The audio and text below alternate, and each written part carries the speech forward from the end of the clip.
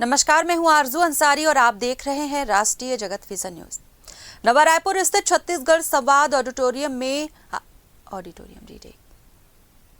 नमस्कार, मैं हूं आरजू अंसारी और आप देख रहे हैं राष्ट्रीय जगत विजन न्यूज।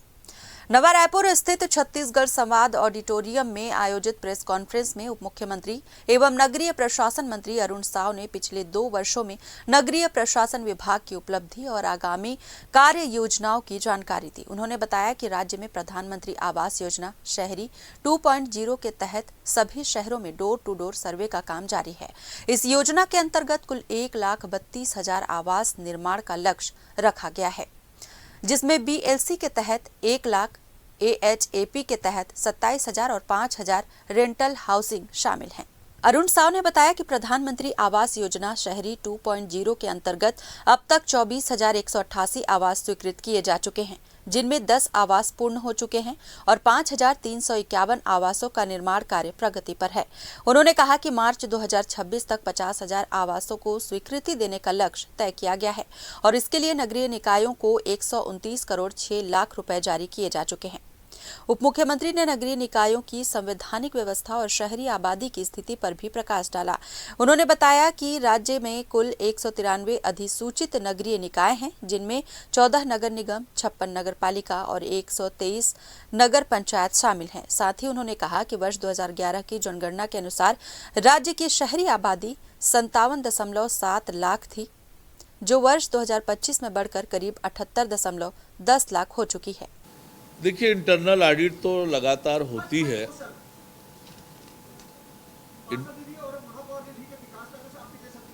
देखिए, जहां पर भी इस तरह की शिकायत आएगी, जांच होगी और कड़ी कार्रवाई होगी।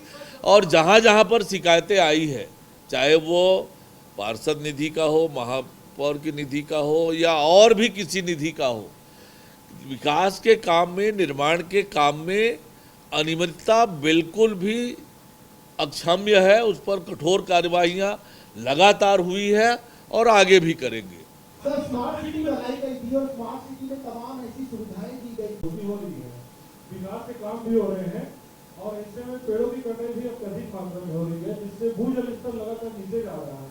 अगर राजधानी रायपुर की बात करें तो 1000 से 1200 फीट नीचे भूजल स्तर जा चुका है। इसको लेकर विभाग कितना चिंतित है और आगे क्या कुछ टूटने का कारण है? ये सही है आपने जो प्रश्न किया कि लगातार भूजल स्तर नीचे चला जा रहा है और इसीलिए पिछले वर्ष हमने पंडित दीनदयाल उपाध्याय के नाम से एक योजना प्रारंभ की है, भूजल संवर्धन योजना। और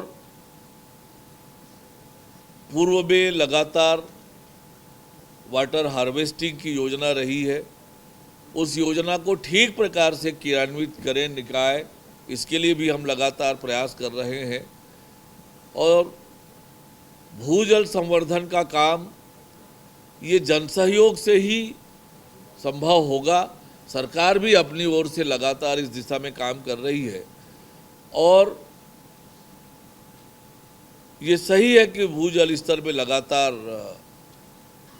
गिरावट आ रही है। इसीलिए गार्डन का डेवलपमेंट, ये वृक्ष लगाने का काम, ऐसे सब काम लगातार हो रहे हैं।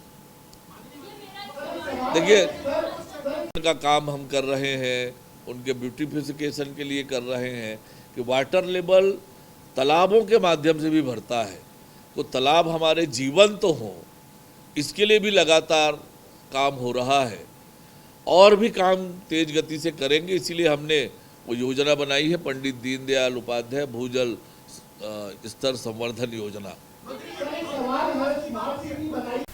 फिलहाल इस खबर में बस इतना ही। देश प्रदेश की खबरों से अपडेटेड रहने के लिए हमारे चैनल को सब्सक्राइब करें और नए खबरों के नोटिफिकेशन के लिए बेल आइकॉन जरूर दबाएं। नमस्कार।